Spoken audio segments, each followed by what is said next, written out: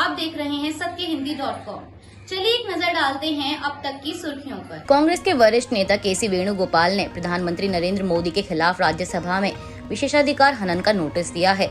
उन्होंने इस नोटिस में आरोप लगाया है कि प्रधानमंत्री द्वारा कांग्रेस नेताओं सोनिया गांधी और राहुल गांधी को नेहरू सरनेम रखने का सुझाव देना दोनों नेताओं के विशेषाधिकार का उल्लंघन है और सदन की अवमानना है।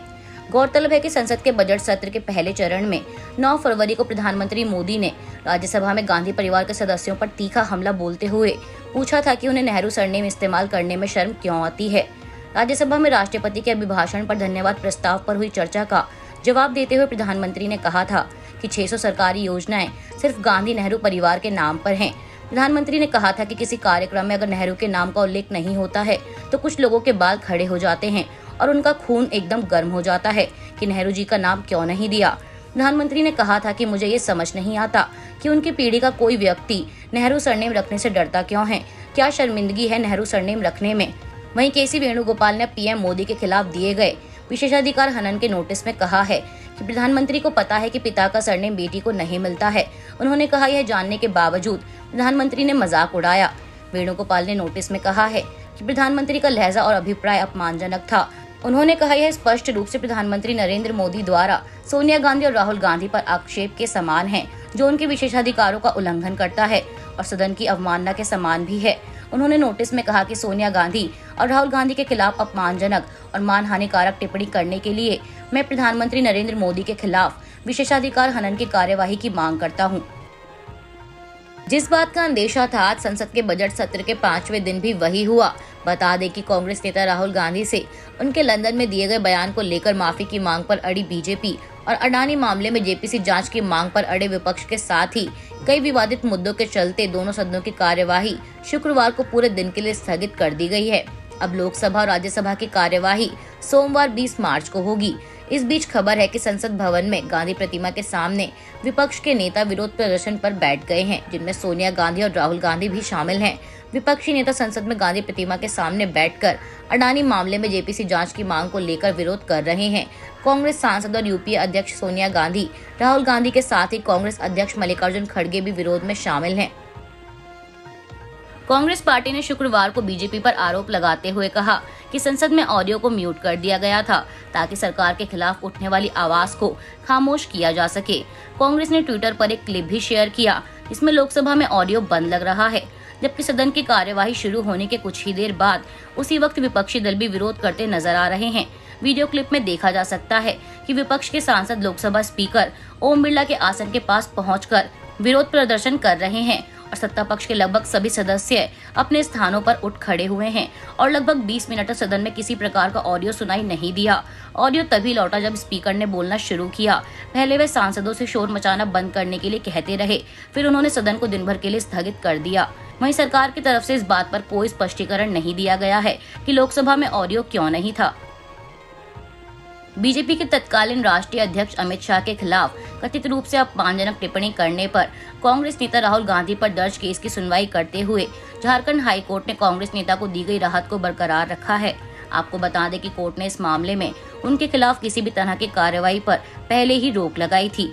वहीं अब कोर्ट ने केस दर्ज करने वाले नवीन झा को लिखित बहस प्रस्तुत करने के लिए 4 हफ्तों का समय दिया है। गौरतलब है कि बीजेपी नेता नवीन झा की ओर से कांग्रेस के पूर्व अध्यक्ष राहुल गांधी के खिलाफ रांची सिविल कोर्ट में शिकायत दर्ज की गई थी। इससे पहले नवीन झा ने लीगल नोटिस देकर राहुल गांधी से उनके द्वारा अमित शाह के खिलाफ की गई टिप्पणी पर माफी मांगने को कहा था। राहुल गांधी द्वारा माफी नहीं मांगे जाने पर नवीन झा ने रांची सिविल कोर्ट में शिकायत दर्ज की थी। दरअसल सारा मामला यह है कि राहुल गांधी द्वारा वर्ष 2018 में कांग्रेस के अधिवेशन में तत्कालीन राष्ट्रीय अध्यक्ष अमित शाह के खिलाफ टिप्पणी की गई थी। राहुल गांधी ने कहा था कि कांग्रेस में कोई हत्यारा राष्ट्रीय अध्यक्ष नहीं बन सकता है। कांग्रेस जन किसी हत्यारे को राष्ट्रीय अध्यक्ष स्वीकार नहीं कर सकते, यह केवल बीजेपी में ही पॉसिबल है। नवीन झा ने राहुल गांधी के इसी बयान के खिलाफ रांची सिविल कोर्ट में शिकायत दर्ज कराई थी, जिस पर कोर्ट ने संज्ञान ले लिया था। वहीं राहुल गांधी ने इसे निरस्त करने के लिए हाई कोर्ट में याचिका दाखिल की है। उमेश पाल अपहरण केस में प्रयागराज की स्पेशल एमपी एमएलए कोर्ट में सुनवाई पूरी हो गई है। मामले में सुनवाई पूरी होने के बाद कोर्ट ने अपना फैसला रिजर्व रखा है और कोर्ट इस केस में अपना फैसला 28 मार्च को सुनाएगा। वहीं इस केस के मुख्य आरोपी अतीक अहमद और अशरफ को सजा मिलनी लगभग तय मानी जा रही है। आपको बता दें कि बहुजन समाज पार्टी विधायक राजूपाल हत्याकांड के मुख्य गवाह उमेश पाल और उनके पुलिस सुरक्षा गार्ड संदीप निषाद की 24 फरवरी को प्रयागराज के धूमनगंज में उनके घर के बाहर गोली मारकर हत्या कर दी गई थी। वहीं इस हत्याकांड को लेकर यूपी पुलिस ने पूर्व सांसद अतीक अहमद के बेटे असद समेत 5 आरोपियों की सूचना देने वालों के इनाम को 2.5 लाख रुपए से बढ़ाकर 5 लाख रुपए कर दिया है। इससे पहले उमेश पाल की हत्या से कथित रूप से जुड़े 2 लोग अरबाज और विजय चौधरी उर्फ उस्मान को 27 फरवरी और 6 मार्च को पुलिस ने मुठभेड़ में मार दिया था। महाराष्ट्र के उप मुख्यमंत्री देवेंद्र फडणवीस की पत्नी अमृता फडणवीस के एफआईआर दर्ज करने के बाद कल गुरुवार को पुलिस ने अनिक्षा अनिल जयसिंघानी को गिरफ्तार कर लिया है और अमृता फडणवीस को ब्लैकमेल करने वाली बुकी की बेटी अनिक्षा को आज मुंबई पुलिस कोर्ट में पेश करेगी और कोर्ट में अनिक्षा की कस्टडी की मांग करेगी।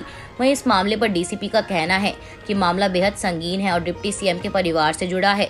डीसीपी ने कहा कि पूर्व में आरोपी महिला द्वारा किए गए मैसेज और कॉल के रिकॉर्ड के मुताबिक उसके पीछे बड़े बड़े नेता और अधिकारी हैं। ऐसे में क्या सिर्फ एक बेटी का अपने पिता को केस से बरी करने के लिए धमकी का ये मामला है या फिर सच में फडणवीस और उनके परिवार के खिलाफ कोई साजिश थी, इसकी जांच करनी है। वहीं गौर करने वाली बात यह है कि आरोपी अनिक्षा ने जिस तरह से एक प्लान के तहत अमृता से दोस्ती की, फिर गिफ्ट दिए, उसके बाद ब्लैकमेलिंग और धमकाने की प्रक्रिया शुरू की। जाहिर है ये सिर्फ सामान्य केस नहीं हो सकता। फडणवीस पहले भी कह चुके हैं कि उन्हें फंसाने की राजनीतिक साजिश रची जा रही है, लेकिन कौन है इसके पीछे, इस पर अभी देवेंद्र फडणवीस ने भी जांच होने तक चुप ही रहने की बात कही है। महाराष्ट्र के डिप्टी सीएम देवेंद्र फडणवीस की पत्नी अमृता फडणवीस द्वारा एक महिला डिजाइनर के खिलाफ की गई एफआईआर पर अब सियासत भी शुरू हो गई है। उद्धव बालासाहेब ठाकरे गुट की नेता प्रियंका चतुर्वेदी ने अमृता फडणवीस की शिकायत को लेकर छपी एक न्यूज क्लिपिंग शेयर करते हुए हैरानी जताई कि कैसे एक अपराधी की बेटी की पहुंच देवेंद्र फडणवीस के घर तक बन गई, जो राज्य के गृह मंत्री भी हैं। प्रियंका ने मामले की स्वतंत्र जांच की मांग भी की, क्योंकि राज्य की पुलिस तो गृह मंत्री होने के नाते देवेंद्र फडणवीस को ही रिपोर्ट करती है। वहीं इसके जवाब में अमृता फडणवीस ने किसी तरह का लिहाज किए बिना ट्वीट करते हुए कहा कि सांसद ने पहले भी उन पर एक्सिस बैंक की मदद करने का झूठा आरोप लगाया था और अब वह उनकी ईमानदारी को चुनौती दे रही हैं। उन्होंने लिखा, मैडम चतुर, पहले आपने झूठा दावा किया था कि मैंने एक्सिस बैंक को फायदा पहुंचाया और अब आप मेरी ईमानदारी को चुनौती दे रही हैं।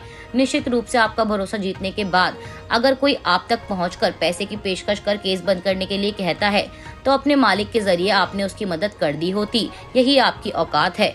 वहीं इसके बाद अमृता फडणवीस की इस तीखी प्रतिक्रिया पर पलटवार करते हुए प्रियंका चतुर्वेदी ने भी एक और ट्वीट कर लिखा, शुक्र है मेरी औकात ही नहीं है प्रचार के लिए डिजाइनर परिधान खरीदना, जिनसे बाद में गड़बड़ स्थितियां पैदा हो जाती हैं।